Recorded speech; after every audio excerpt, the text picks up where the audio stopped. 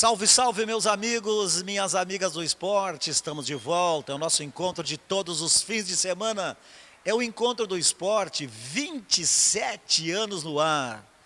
Alô, galera do Internacional, olha aí, Cracão, gente boa, parceiro, Yarley, é o nosso papo de hoje, muitas histórias, jogou no Boca, correu o mundo, é do Ceará. Bom, tudo isso em seguida. Roda a vinheta, entra o break, nós voltamos.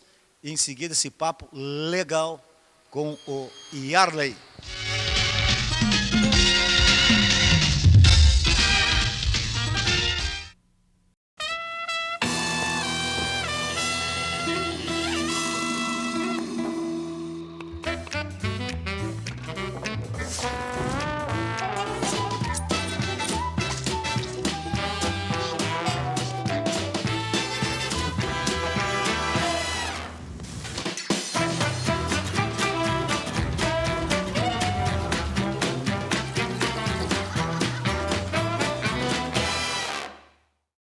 A Lu é enfermeira, dedicada, trabalha o dia inteiro e ainda tem que correr para manter o hospital sempre em ordem. Sabe o que ela faz para manter o pique? Jump! Vamos lá, gurias! O Sesc tem muitos jeitos para você ser feliz. Academia com valores acessíveis é um deles. Nelas você encontra tudo o que precisa para ter uma vida dinâmica e mais saudável. Para mais informações, vá até o Sesc da sua região ou acesse o site.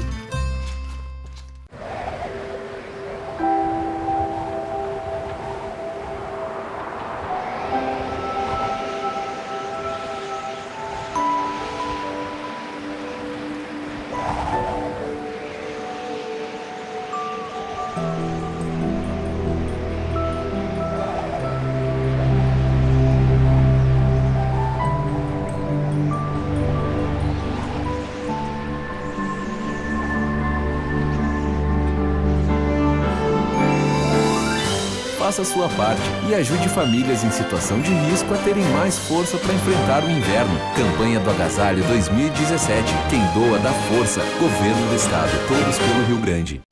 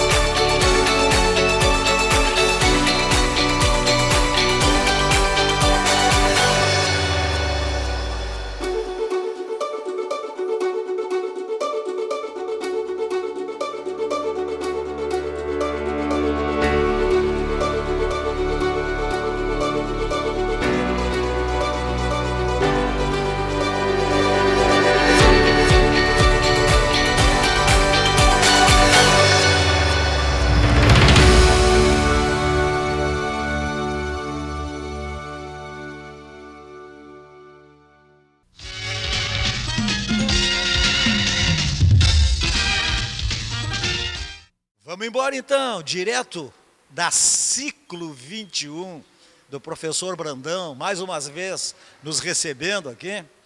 E o professor Brandão diz que não é academia, que é centro de treinamento. Tu visse a marra dele, Ara? E está bem equipado, né? Modernidade, né?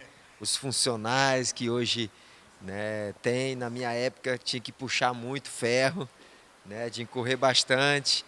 Treinar na praia. Treinar na praia. Inclusive ele me chamou ali para mostrar Caixa de areia, né? a caixa de areia que ele tem ali. Eu falei, tu não vai me pegar nessa caixa de areia, né? Ele disse, vou sim, vou sim. Vou montar um treinamento para ti.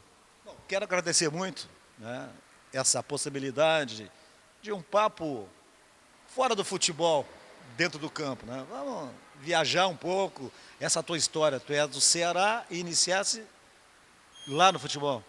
Isso, lá no Ferroviário, que é a terceira força do estado do Ceará. A primeira é o Ceará, o Fortaleza, e o Ferroviário é a terceira potência lá. O Ferroviário, o nome é porque era da aviação férrea, de ferroviários, como é que é? Exatamente. E o Ceará sempre me convidava para mim ir para o Ceará, porque eu com 15 anos já pintava o terror nos interiores lá, jogando bola. E aí eu fui para o Ferroviário porque a minha família, 80% da família vem das linhas férreas, né? São todos funcionários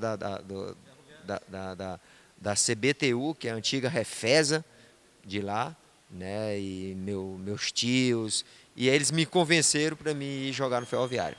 Que, aliás, foi um grande erro dos governos brasileiros de acabar, né, com essa possibilidade do trem, né, para transportar riquezas, passageiros. E tem histórias fantásticas isso aí, e tem os times de futebol. Com 15 anos tu já aterrorizava, mas tu começaste no futebol de salão, como tantos outros, ou não? Sim, sim. Jogava salame e jogava campo no interior. Só que a minha mãe, ela não permitiu que eu fosse para a capital sem antes terminar o segundo grau, né? Pelo menos, vai estudar, guri. Pelo menos. Aí depois você escolhe se vai fazer faculdade, se vai jogar bola. Mas a minha obrigação aqui é que você termine o segundo grau e só saia daqui de casa com 18 anos. E aí eu falei, mãe, tudo bem, tá certo. E aí eu cumpri, e aí já foi com a mochilinha nas costas e... Fosse pro Ceará. E aí eu fui pro Ferroviário. Eu fui pro Ceará, mas minha família me convenceu a ir pro Ferroviário. E aí joguei um ano no Ferroviário, onde me destaquei lá no Campeonato Cearense. Mas a tua história forte mesmo, assim, de visibilidade, foi no Paysandu? Foi no Paysandu. O Paysandu foi a grande vitrine, né? Porque eu cheguei no Paysandu... Novinho ainda, não? Eu já tinha 25 anos quando eu cheguei no Paysandu. Por quê? Porque do Ferroviário eu fui vendido por um grupo de espanhóis, né, para a Espanha, onde eu passei 4 anos na Espanha, né? Para o cenário brasileiro eu fiquei um pouco escondido, mas... Jogasse aonde lá? Foi a minha formação como atleta. Que eu joguei 2 anos no Real Madrid B, né? Joguei 2 anos com Vicente Del Bosque como treinador. Técnico da seleção da Espanha. Isso, que eu devo muito nessa formação como pessoa, como atleta profissional, porque naquela época eu já me sentia como um atleta profissional. Já dormia cedo, já me alimentava bem. E jogar no Real Madrid B é estar no Real Madrid. Vamos combinar isso, né? Isso, é profissional, a gente sempre estava interagindo. Eu vou te citar alguns nomes que fazia parte do nosso time. O ataque era eu e o Eto'o, para começar. E tu pifava o Eto'o como tu pifasse o Gabiru, não? Sim, porque o Eto'o ele era muito vertical. E eu tinha aquela mobilidade e sempre estava dando os passos. Aquela ginga do brasileiro. Isso. Aí tinha o Raul, pelo lado esquerdo, que era canhoto, que depois... O centroavante. E o centroavante. Depois que ele virou 9, tinha o Guti de meia, Cambiasso de volante e César Prates na lateral direito, nosso titular da seleção. Aí estava o Zé Roberto, o Petkovic, essa turma que logo em seguida veio o Petkovic para o Brasil, para o Vitória, e o Zé Roberto foi para a Alemanha, todos negociados. E a gente era um time que hoje o Internacional tem um time parecido, que é o Inter B, que também é com a mesma filosofia, de dar ritmo, de dar treinabilidade para esse pessoal, para depois ser aproveitado no time principal. Cambiasso que tu falasse é o argentino volante perna esquerda, né? Esse mesmo. Volante de perna esquerda é difícil, né? Tem o Mancuso, que é Redondo. argentino, Redondo, Cambiasso, e eu não conheço outro. Eu gosto do Mota. O Joga Mota, muito também. Isso, o Mota que está no Paris Saint-Germain. Também é um canhoto. Volante clássico, né? E aí do Real Madrid B, mais 2 anos lá. Isso, aí o Real Madrid. Aí eu tive esse grupo de empresário, infelizmente, eles não eram honestos, né? A gente jovem, a gente com uma carreira brilhante pela frente, com um potencial muito grande. A gente, do Real Madrid, já tinha vários clubes de primeira divisão querendo comprar meu passe, querendo que eu fosse jogar, né? Times importantes do cenário espanhol. Só que eles, como outros jogadores, né? O Dida e o Verón na Itália e outros mais na Europa, eles falsificaram nossos passaportes. Ser da comunidade europeia. Isso, eles inventaram lá uns passaportes portugueses para gente, que eu fui contra desde o princípio. Inclusive, eu sou o único jogador mundial a ir na federação e denunciar, na época, né, lá. Inclusive, todos pegaram 2 anos e eu só peguei 6 meses. Porque eles fizeram contra a minha vontade, que eu fui um dos que não aceitei para nada, né? De maneira nenhuma. Só que eles fizeram, né? Falsificaram a minha assinatura, fizeram tudo, deram entrada na federação.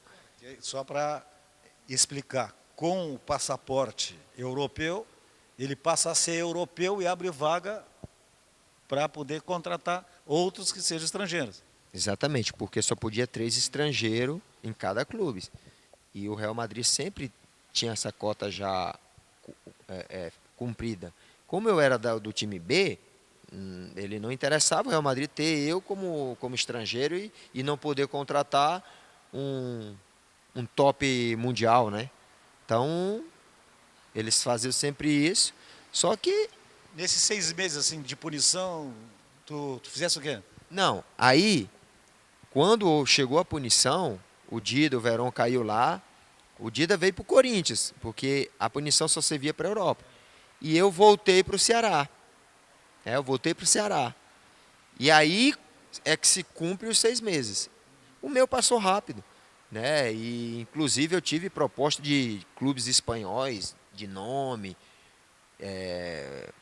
clubes europeus, para me retornar, porque os 2 anos que eu fiquei no Real Madrid, eu era titular, era um jogador com um potencial muito grande. Mas eu não quis mais voltar. Eu falei, não, eu não vou mais voltar, vou começar a trilhar meu caminho aqui mesmo, vou devagarzinho aqui, que eu vou vencer no futebol de qualquer jeito. Na realidade, né, com cartão de apresentação, quem é o Yarden? Real Madrid, com Eto'o, com fulano, com Beltrano, melhor cartão de apresentação que esse tu nunca teria. Com certeza. Mas, além disso, eu confiava muito no meu taco. Além disso, eu confiava muito no meu taco.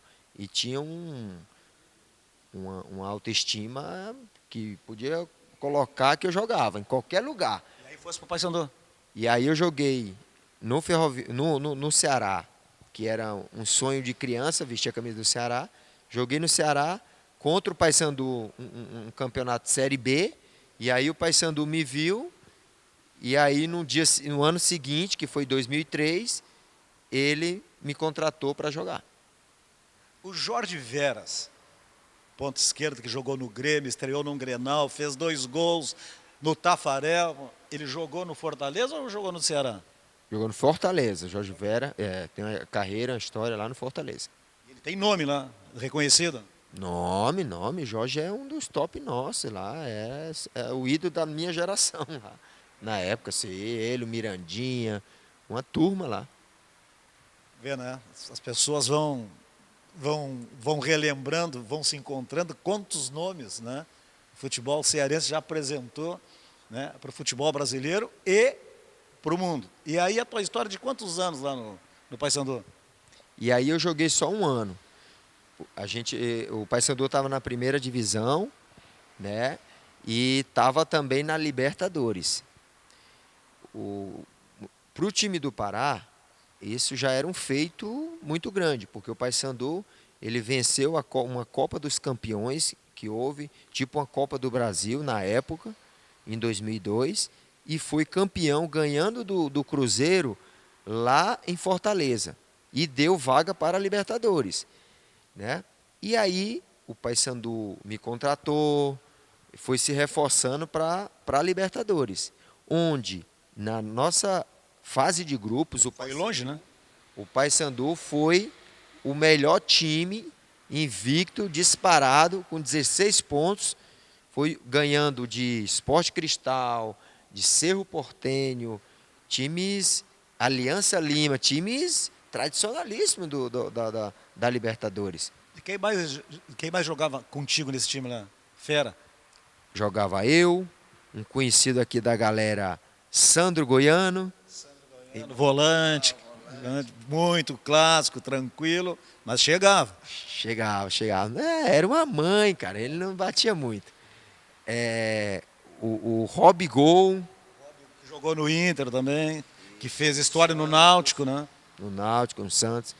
Então a gente tinha um time, o Velber, que depois foi vendido pro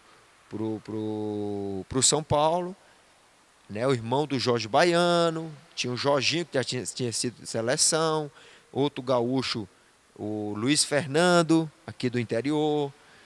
Era um time muito equilibrado, muito parecido, era um time assim, que você começa a montar o time, muito parecido a 2006, nossa, aqui, de caras que não tem tanto nome, mas que se encaixa, que tem muita liderança, muito comprometimento, e o time da liga. Quem era o treinador? O treinador era o Dario Pereira. Dario Pereira, grande zagueiro, que treinou o Grêmio aqui. Treinou o Grêmio. Então, eu vi ali no Paysandu a minha oportunidade de aparecer para o cenário sul-americano, né, brasileiro, que ninguém me conhecia. E apareceu muito, né? A gente, nas oitavas de final, pegamos pela frente o temível Boca Juniors, né? Fizesse o gol lá, não? Isso. E aí, imagina, o Paysandu vai jogar contra o Boca Juniors em plena Bomboneira. 3, 4, 5-0, né? Só que o Dario Pereira fez uma coisa inédita. Mas isso aí nós vamos deixar para depois do intervalo, que o pessoal está nos assistindo aí, ligado nessas histórias todas, e é o tipo de programa que eu adoro fazer. Não tem esse negócio do joelho que machucou, do tornozelo que está inchado, do cara que não quer jogar, que não sei o que lá, o salário está atrasado, não. Vamos contar e relembrar as coisas boas e as curiosidades que as pessoas gostam de saber. Porque as pessoas só conseguem ver o jogador ou pela televisão ou no campo ali. Mas não sabe o que se passa, né? Como é que chegou lá? Como é que o Yarley foi campeão mundial pelo Boca Juniors? Como é que o Yarley foi campeão mundial pelo Internacional? Tem muitas histórias. Então, vamos fazer o seguinte, vamos fazer um intervalo, roda a vinheta, entre o break e nós continuamos aqui. Voltamos aqui da academia do professor Brandão. Joga muito o professor Brandão, hein? Lateral muito direito. Seguido. Lateral direito. Lateral direito. Voltamos seguindo.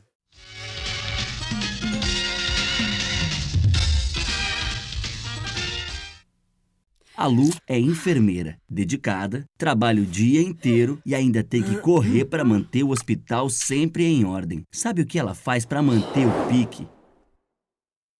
Jump! O Sesc tem muitos jeitos para você ser feliz. Academia com valores acessíveis é um deles. Nelas você encontra tudo o que precisa para ter uma vida dinâmica e mais saudável. Para mais informações, vá até o Sesc da sua região ou acesse o site.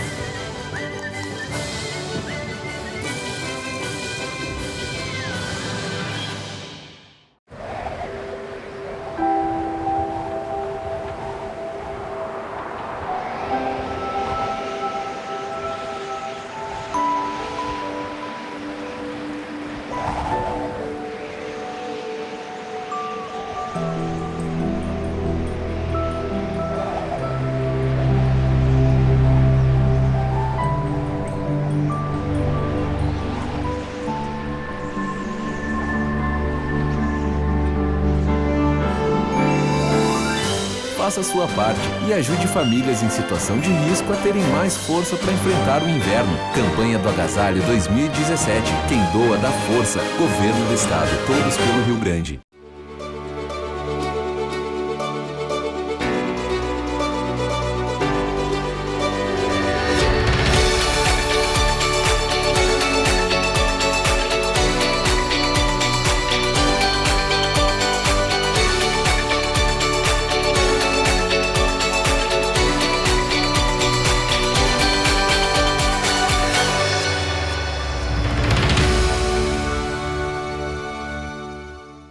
A Lu é enfermeira, dedicada, trabalha o dia inteiro e ainda tem que correr para manter o hospital sempre em ordem. Sabe o que ela faz para manter o pique? Jump! Vamos lá, O gurias! Sesc tem muitos jeitos para você ser feliz. Academia com valores acessíveis é um deles. Nelas você encontra tudo o que precisa para ter uma vida dinâmica e mais saudável. Para mais informações, vá até o Sesc da sua região ou acesse o site.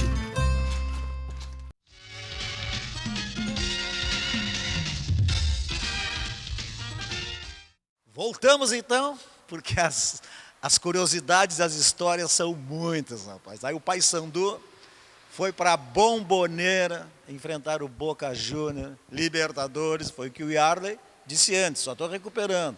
E todo o Brasil disse, vai tomar 3, vai tomar 4, aquele sufoco, aquela torcida em cima. Mas nada disso aconteceu e esse homem aqui se consagrou. Vamos lá de novo para essas histórias, Yarley.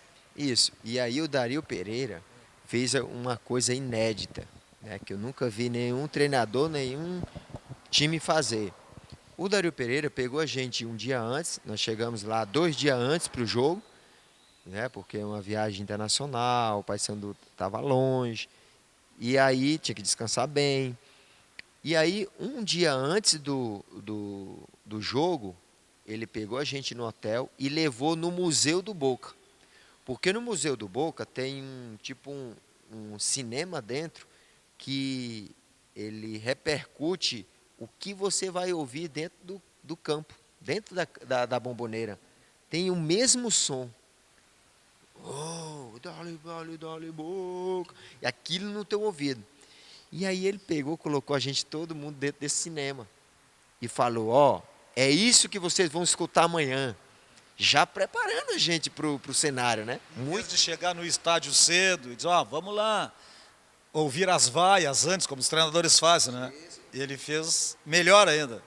Um dia antes preparou vocês. Muito melhor, né? Foi motivo de críticas em Belém, porque, vocês estão fazendo um tour pela Bomboneira, vocês estão a passeio aí na Bomboneira.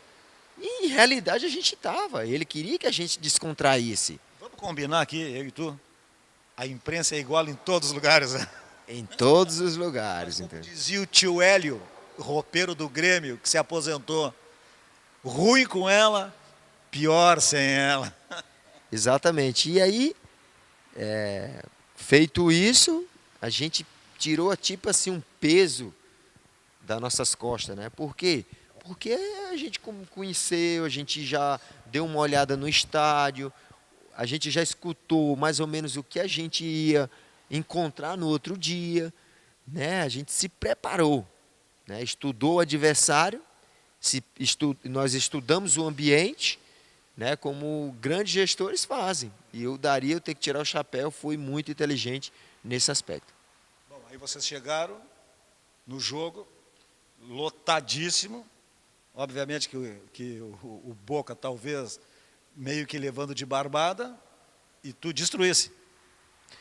Nós chegamos na Bomboneira e aquilo que a gente tinha escutado no museu era o dobro.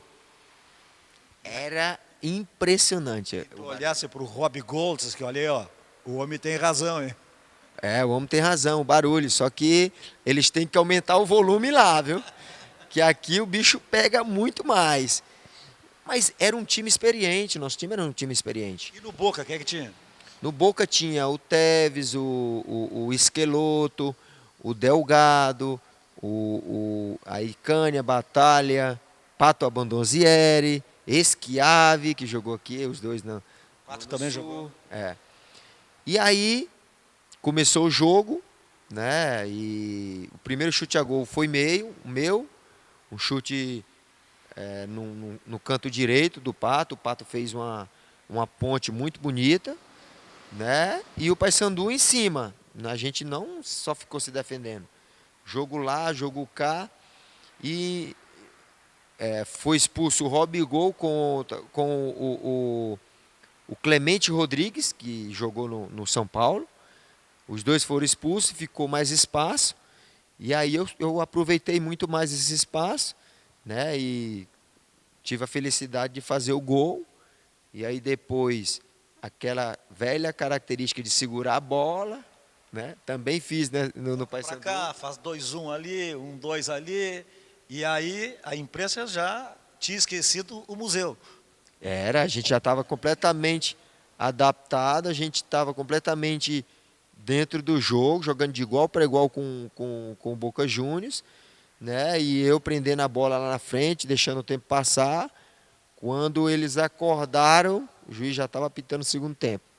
Não deu. Entramos para a história, né? O Paysandu entrou para a história, pulou, né, no ranking mundial para 39º.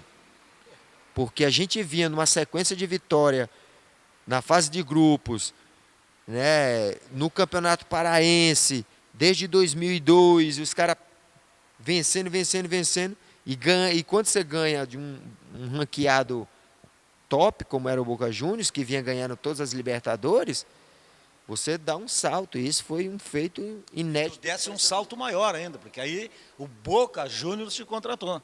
E como é que foi a tua vida lá, a tua chegada lá? Exatamente. Aí pelo esse grande feito que eu fiz, né?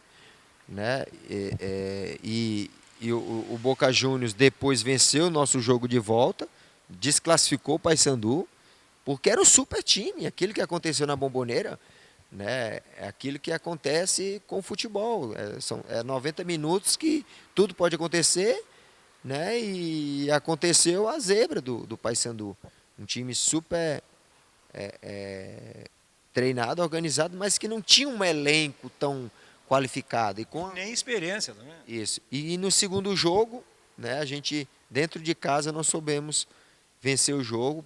O Boca Juniors foi lá, venceu a gente por 4-2, foi campeão da Libertadores, e aí foi lá no Paysandu me buscar para me ser o reforço do Campeonato Argentino e do Mundial de Clubes no final do ano, né, contra o Milan, todo poderoso Milan da época de Kaká. E aí tu fosse muito bem recebido pelo grupo, tudo, como é que foi? Quem era o teu parceiro lá, quem é que te recebeu? Eu tive a felicidade de, quando eu cheguei no Boca Juniors, o Tevez estava começando, né, a despontar. Já era um garoto prodígio, um garoto com um potencial muito grande, né, um garoto que estava com faca nos dentes, né, e nós fizemos uma dupla de ataque ali que, para muitos lá, foi uma das duplas de ataque que... Fosse titular lá? Sim, é titular. E também tive a felicidade de vestir a camisa 10 do Maradona, né? O Carlos Bianchi, quando eu cheguei no clube, né, com os primeiros jogos, os primeiros treinos, desculpa, e quando foi para a estreia, a gente começou a definir os números das camisas. E a 10 estava sem ninguém, porque era um terror temível por todos lá os argentinos. Ninguém queria vestir a camisa 10. Dá para mim? Põe aqui. E aí o Carlos Bianchi, não. O brasileiro vai vestir ela. Aí foi, não, como? Vai dar a 10 do Maradona para o brasileiro, desconhecido. Aí ficou aquele tititi, eu já falava espanhol. A imprensa era igual lá daqui também, lá. Igual. Mesma pressão. Ficou até o Super Clássico contra o River, aquela desconfiança. Mas vai dar o 10 para um brasileiro desconhecido e tal. E aí veio o grande jogo, que foi contra o River Plate, no Monumental de Nunes, na casa deles. 80 mil pessoas, né, metade do Boca Juniors lá, e eu tive a felicidade de ser o melhor jogador da partida, de fazer um gol que até hoje é considerado um dos gols mais bonitos dos clássicos. E aí pronto, depois daí não se falou mais de camisa 10, de brasileiro. Apesar de eu ser o único brasileiro no campeonato argentino, eu já estava praticamente aceito, né, e passado em todos os testes possíveis, né, pela imprensa, pela torcida, e já estava de bem com a vida. E Bom, depois aí desse vamos aí para dezembro. Aí vocês ganham do Milan, campeão mundial. Pô, conta para nós esses detalhes. Né? Se o Maradona foi lá, se não foi. Como é que o pessoal reagiu com o brasileiro e Arle? Eu digo que para a minha vinda para o Internacional não foi por acaso, né? Aliás, nada é por acaso. Isso, nada é por acaso. Porque ninguém imaginar que o Boca Juniors iria ganhar do Milan. O Milan tinha o Dida no gol, o Cafu, o Costa Curta, Maldini e Serginho, o Gattuso de 5, o Pirlo, Que é perna esquerda também, né? não, Gattuso direito. O Pirlo também que é perna direita, o Sidoff e o Kaká. Na frente o Thomasson e o Shevchenko. E no banco tinha Rui Costa, Izag. Era impressionante o time deles. E o Kaká, o melhor jogador do mundo. Quanto foi o jogo lá? Foi 1-1 no tempo normal e nós ganhamos nos pênaltis. Tu bateu o pênalti? Não, eu era o sexto. Por quê? Vou explicar por quê. Graças a Deus, chegou no quinto. Não precisou, né? Porque eu tinha jogado, eu joguei na frente, eu sozinho, a gente montou um esquema de 4-5-1 para marcar bem o meio-campo, e eu joguei os 120 minutos correndo para um lado, para o outro. Estava exausto. E aí o Maradona estava lá, não? No Mundial, não. O Maradona foi em uns jogos nossos, antes da viagem, na Bomboneira, porque o Maradona, nessa época, ele estava passando por aquele problema da desintoxicação, ele estava nas clínicas, saía de vez em quando para assistir um jogo, mas tinha que retornar, né? E não falou nada que um brasileiro estava usando a 10 dele, não? Por incrível que pareça, ele foi pedir uma camisa lá minha, para mim dar um autógrafo lá para a camisa, para ele levar para um sobrinho dele. E eu falei, cara, a camisa é tua, toma, eu tô aqui só de gaiato, né? Porque ele assistiu os jogos nossos na Bomboneira e tirou as conclusões dele. Disse assim, não, o garoto é bom, o garoto joga muito. E aí assim ficou, né? Eu fui aceito por ele, né? E aí, de lá que tu viesse para o Internacional? Não, aí Não? tem Fosse para onde? aí tem o México ainda na frente do Internacional, né? Aí a gente foi campeão mundial, como eu te digo, e não foi por acaso a minha vinda para o Internacional, porque um time como o Boca Juniors vence um todo-poderoso Milan, eu participando ali, jogando o tempo todo, tipo, ganhando toda essa cancha para depois chegar no Internacional e dizer assim, cara, é possível sim ganhar do Barcelona. Eu sou a prova viva que é possível, né? E nós vamos fazer história, né? E aí do Boca Juniors, que eu joguei, que quando terminou o Mundial, eu joguei mais 2004 na Argentina, onde eu tive a infelicidade de perder a final da Libertadores para o Once Caldas, lá na Colômbia, né? Cidade de Manizales. De Manizales. Perdemos na final para o Once Caldas, do goleiro até que veio depois jogar no Santos, né? O Henao, uma coisa assim, o nome dele. E terminando essa Libertadores, veio uma proposta do Dourados pro Boca Juniors, e o Boca Juniors me perguntou, né? Eu já tinha ganho tudo no Boca Juniors. né? Então, assim, não, eu vou... O México estava em alta na época, e aí fui pro futebol mexicano. E aí depois sim, e foi quando eu recebi o convite do presidente Fernando Carvalho. Bom, tu já falasse 2 vezes aqui o seguinte. Quem é que ia adivinhar que o Paysandu ia ganhar do Boca na Bombonera? Depois tu repetisse uma outra frase parecida. Quem ia adivinhar que o Boca ia ganhar do Milan no Mundial? Aí eu quero saber o seguinte, nós vamos fazer um intervalo e tu vai responder depois. Quem diria que o Internacional iria ganhar do Barcelona na final, com todo aquele timaço? O raciocínio está certo? Sim. Então tá, então vamos fazer o intervalo e voltamos. Último bloco? Último bloco, quanto? 11 minutos? 12? Mais? Então tem muito papo ainda. Vamos fazer o intervalo e voltamos em seguida.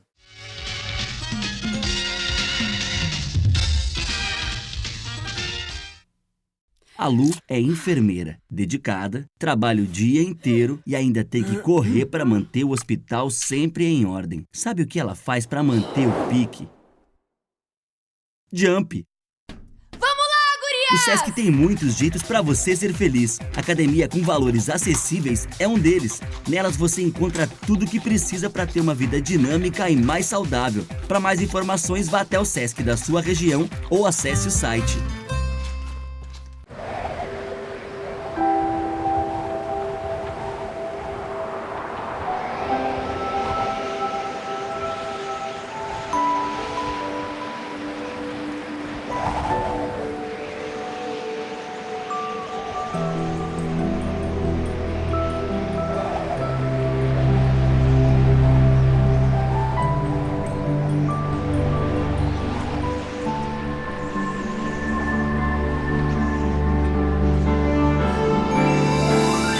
Faça a sua parte e ajude famílias em situação de risco a terem mais força para enfrentar o inverno. Campanha do Agasalho 2017. Quem doa dá força. Governo do Estado. Todos pelo Rio Grande.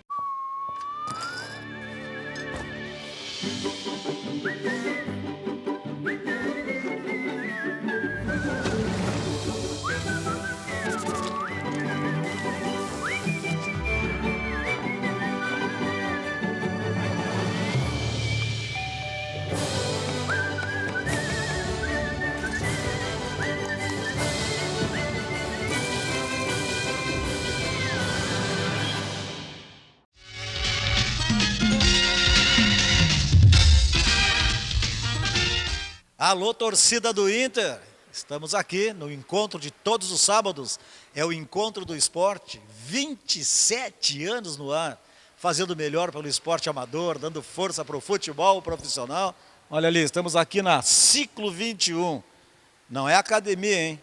É CT, Centro de Treinamento, que o professor Brandão gosta de mostrar mesmo. Nem é tudo que vocês estão vendo aqui. O que ele gosta de mostrar é a caixa de areia, que eu não sei porquê. Até o Iardo ele levou na caixa de areia lá para mostrar, mas o Iardo não quer. Já treinou tudo que tinha que treinar. O Iardo já concentrou tudo que tinha que concentrar, já viajou tudo que tinha que viajar. Olha, então só olhou a caixa de areia e disse assim, pá, mas o professor Brandão está querendo o quê? Bom, vamos retomar então. Quem diria que o Paysandu iria ganhar do Boca na Bombonera? Ganhou. Aí depois quem diria que o Boca iria ganhar o Mundial do Milan? Ganhou. E aí eu pergunto, quem diria que o Internacional fosse ganhar do Barcelona e virar campeão mundial? Vamos contar com detalhes a preparação e essa história aí, Arno. É rica de detalhes, né? Mas voltando aqui ao CT aqui do Brandão, quando eu entrei pela porta que eu vi esse maquinário aqui, eu disse, cara, é material de primeira qualidade. Não, né? Ele só me mandava foto da caixa de areia. Eu tava fugindo dele, porque ele me mandou, olha aqui, eu treinando, aí mandava ele na caixa de areia. Não, eu digo, Brandão, não vou para areia não, ó. Tem aqui o material aqui de primeira, eu vou ficar por aqui mesmo, no funcionalzinho aqui, bem quietinho, né? Não quero nem a corda, aquela que é muito pesada. Nossa, não vou nem lutar um MMA, tô fora. Brandão é gente boa. E aí, vamos para os detalhes, não? Que a torcida quer saber os detalhes, concentração, viagem, esquema, vestiário. Ó, quem marca o Ronaldinho, quem marca o outro, o Pujol. Bom, timaço, vamos lá. Inclusive, eu tenho uma surpresa muito grande, muito especial para a torcida colorada e para todos os amantes do futebol. No final do ano, eu estou lançando um livro desse Mundial. E estou em conversação com o Internacional para a gente fazer uma réplica da minha camisa, né? Porque vai ser um presente de Natal aí para os colorados, a camisa com o livro. Né? Vai ser barato, não vai ser caro. A camisa na faixa de R$100 e poucos, o livro na faixa de R$50. Tu com R$150 tu já tem um presente final do ano, numa história, né? Só para a gente deixar gravado mesmo, né? Para contar para os netos, porque é muito ricos em detalhe. Sabe que é muito importante livro, por exemplo, eu estava te dizendo antes, eu já escrevi 5 livros pisando na bola, causos e gafes do futebol. Só as resenhas que vocês fazem, certo? E é legal. No vestiário, coisa e tal. Bom, o Grêmio foi jogar o Mundial, esse que tu fosse no Japão, e o reserva do Mazzaropi era o Beto, tio do Darley, o goleiro. E o Beto só tinha ouvido falar em telefone sem fio. Chegou no Japão, o Grêmio foi campeão, ele veio e trouxe um telefone sem fio. Chegou no vestiário, 2, 3 dias depois, todo mundo sentado, ele pro Bonamigo. Pô, Bonamigo, que máscara tu tá, hein? Pô, te liguei ontem, a tarde toda, tu não atende o telefone, por que tu não atende o telefone? Aí o Bonamigo, mas tu não tem telefone? Como é que tu me ligasse? Não, Bona, comprei um telefone sem fio no Japão. Aí o Bonamigo, tá, mas tu tem a linha? Tu comprou a linha ou tu tem só? Não, só o telefone. Então isso não funciona. E escrevi agora recentemente, no ano passado, foi um sucesso, a Copa do Mundo aqui, quem organizou fui eu. Toda a Copa do Mundo aqui, quem organizou fui eu. E eu escrevi também a Copa Oculta, ou seja, contei todos os detalhes, o que tu vai contar agora. Briga com o Ministério Público, briga com o prefeito, briga com o Inter, briga com o fulano, para poder fazer uma Copa legal que foi. Então tem que registrar isso aí mesmo. Com certeza, né? E teve, né, não por se tratar de eu querer aparecer, nem querer ganhar dinheiro, que não se ganha dinheiro né, com livro. A intenção mesmo é deixar gravado, porque tem muitas histórias legais. Esse livro da Copa, por exemplo, eu mandei para todas as escolas municipais e estaduais, porque virou um documento de uma Copa do Mundo que nunca mais vai acontecer aqui. Que é o que tu vai fazer. Pode ser que o Inter venha a ser campeão, mas a tua história vai ficar lá. Porque tem a minha história que eu fiquei no aeroporto, né, da França, com o Hidalgo e com com Hidalgo e com o Vargas, que o Vargas era colombiano, e o Hidalgo é peruano. E eles não podiam entrar na França, eles não tinham visto. Só que a gente não ia precisar entrar na França, a gente ia fazer só uma conexão. Só que o avião nosso daqui de São Paulo atrasou 4 horas indo para o Japão. E aí a gente tinha uma escala na França. E aí a gente perdeu a conexão na França. Tinha que descansar, porque o outro voo só ia sair depois de 12 horas. E aí a delegação entrou na França para um hotel pertinho do aeroporto para descansar, só que eles não podiam entrar. Porque eles podiam sair do aeroporto. Não podia sair do aeroporto, da zona de conexão, da área de conexão. Né? Porque o Brasil tem relações, mas o Colômbia e Peru não tinha. Então, a delegação entrou, e aí eu vi os dois que eles não poderiam entrar. Então, eu analisei, cara, a gente tem que ficar uma pessoa nossa com eles, porque os caras são de outro país. Então, a gente tem que ficar com uma nossa, porque o nosso grupo sempre foi pautado e a gente baseou muito na união, na família, né? Nessa nossa liderança sempre prezou por isso. E aí eu fiquei com eles. Nós ficamos 12 horas lá, conversando, batendo papo e esperamos a delegação. Isso eu conto também no livro. E essas histórias... Deram uma cochilada nos bancos lá, sentados. Comemos, caminhamos, a gente descansou como pôde, né? Mas isso foi muito importante, né, para unir cada vez mais o grupo.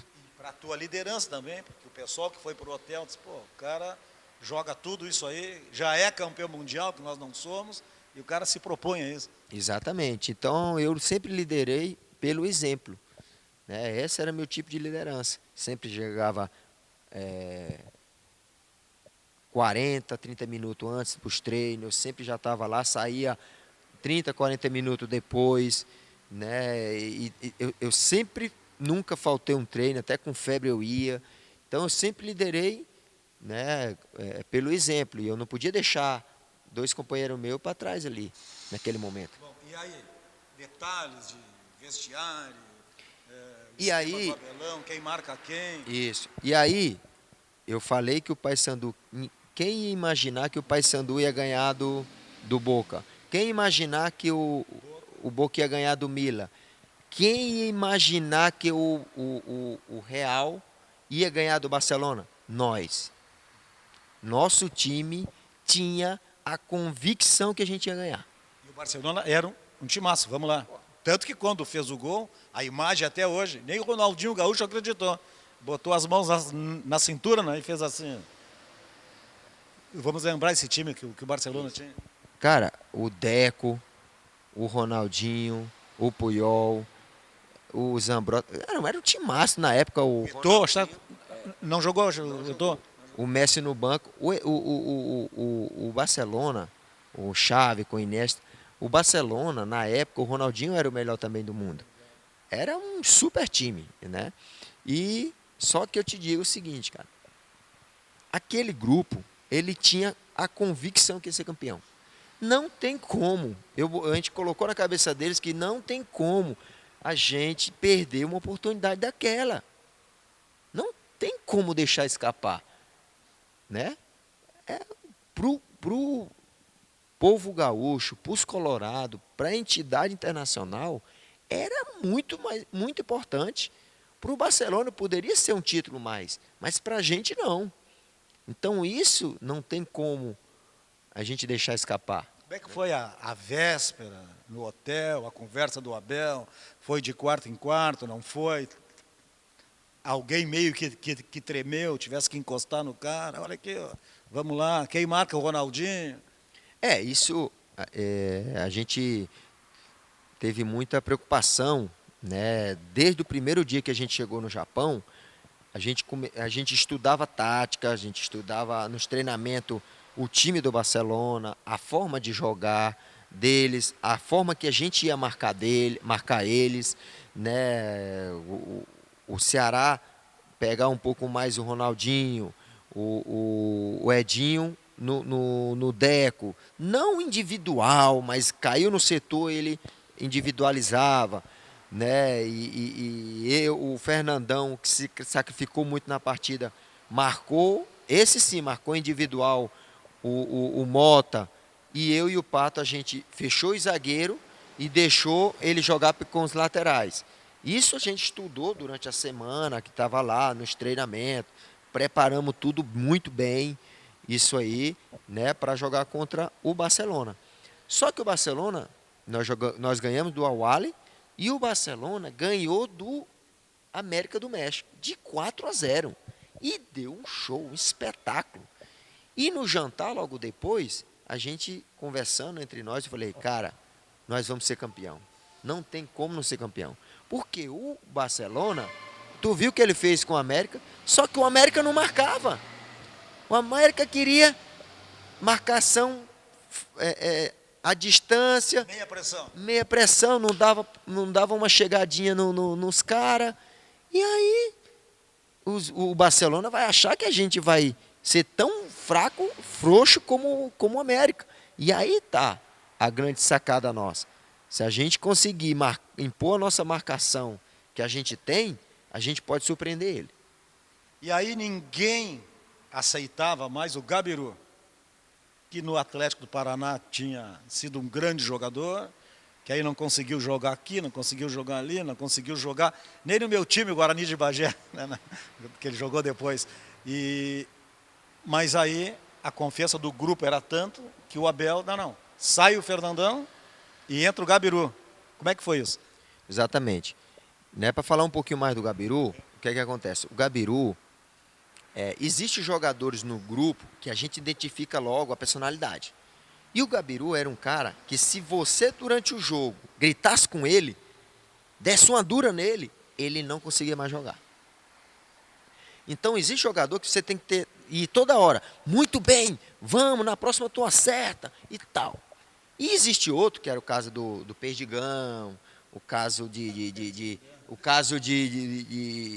Michel. Você manda ele se ferrar e grita e dá dura, aí ele consegue jogar. Porque se você disser assim, ó, Perdigão tá jogando muito, aí ele se acha. Aí não consegue jogar. Mas tem jogador, e o Gabiru era assim. Quando a torcida, ele errava um lance, que a torcida dava uma vaiazinha, acabava com o jogador. Ele não conseguia mais jogar. É tanto que fora de casa o Abel usava muito ele. Na Libertadores foi super importante. Nos jogos fora de casa ele destruía. Mas dentro de casa ele ia ali. Se ele não tivesse bem na partida, ele não conseguia jogar.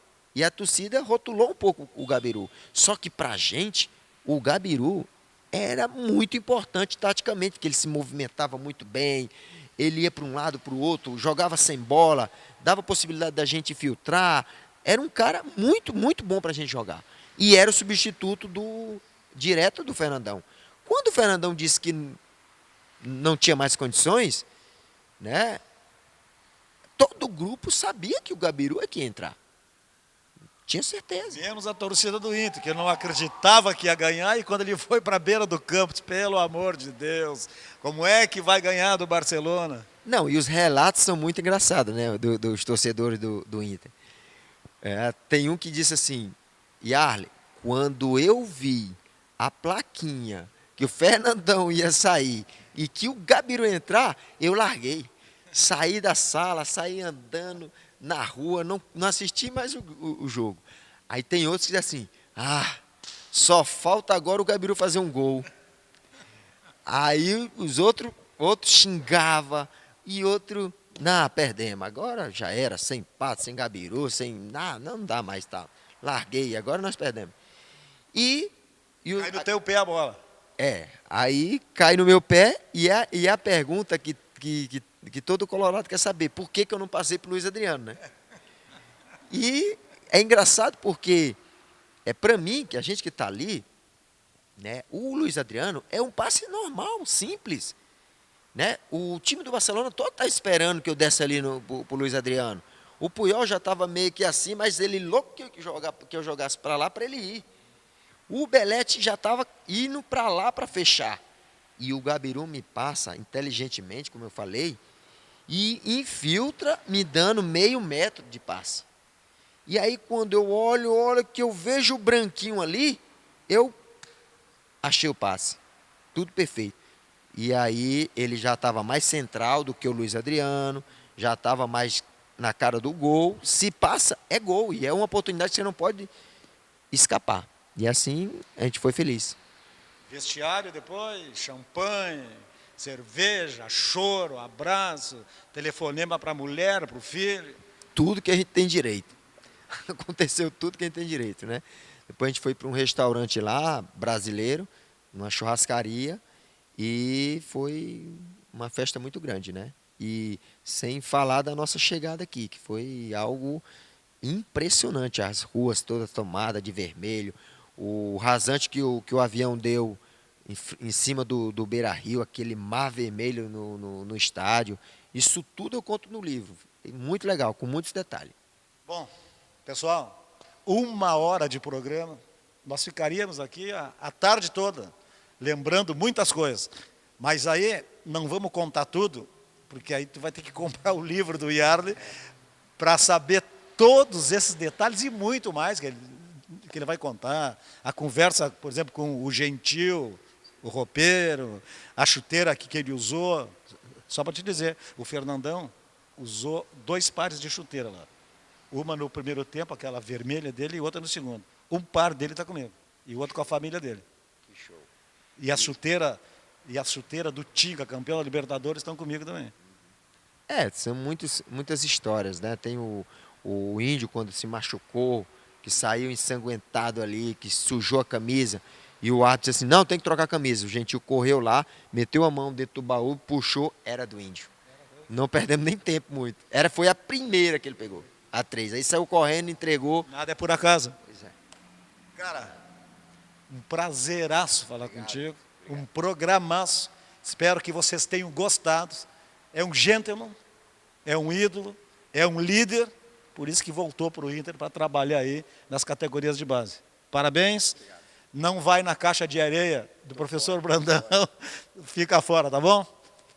Um grande abraço a todos, espero que tenham gostado e o Encontro do Esporte volta no próximo fim de semana.